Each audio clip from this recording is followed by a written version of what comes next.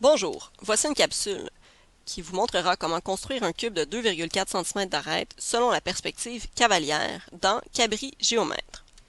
Donc, lorsqu'on utilise la perspective cavalière, ce qui est au premier plan, c'est une des faces du solide que l'on veut construire. Donc, tout d'abord, ce que je vais faire, c'est de créer un premier côté de 2,4 cm d'arête. Donc, je vais me tracer une demi-droite. Je vais écrire un nombre de 2,4 cm. Avec l'outil report de mesure, je vais reporter cette mesure sur la demi-droite, ce qui me permettra de créer un segment de 2,4 cm. Donc, à partir de ce segment, je vais cacher, montrer ma demi-droite. J'ai plusieurs options. Donc, dans un premier temps, je peux décider de faire une rotation à mon segment de 90 degrés afin de créer un carré. Sinon, je peux tracer une droite perpendiculaire et aller reporter les mesures. Personnellement, j'aime bien tracer avec la rotation puisque tout se fait directement avec les segments. Donc, je vais faire une rotation du segment autour du centre de 90 degrés et je vais répéter cette opération une seconde fois. Et tout ce que j'aurai à faire, c'est de terminer ma figure. J'ai donc la première face de mon carré. Par la suite, lorsqu'on travaille en perspective cavalière, on voudra avoir les mesures qui sont en profondeur avec une mesure réduite de moitié par rapport à la réalité. Je vais donc prendre ma calculatrice et je vais diviser le 2,4 en 2. Et ce résultat, je vais aller le déposer sur ma feuille de travail. Je peux fermer la calculatrice, j'en aurai plus besoin. Et nos lignes fuyantes seront dans un angle de 45 degrés. Donc, ce que je vais faire, c'est que je vais m'écrire un nombre de 45 degrés. Je vais aller faire une rotation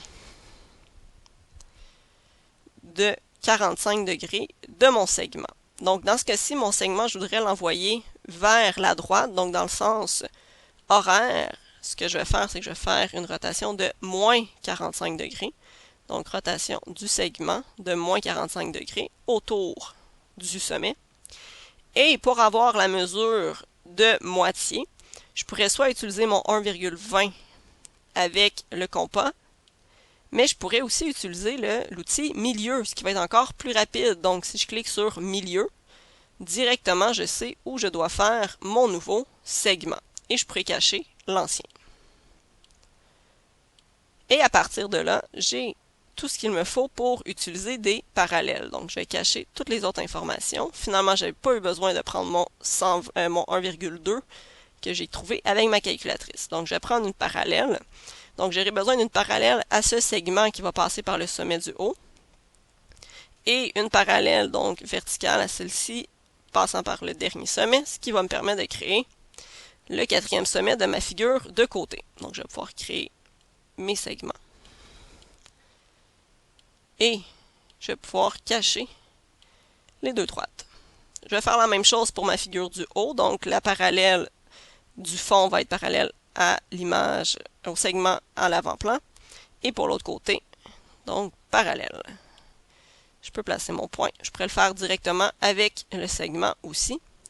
Et là, ce que j'ai, c'est un cube en perspective cavalière. Donc, on voit vraiment toutes les faces visibles. On va aller aussi tracer nos arêtes qui sont cachées.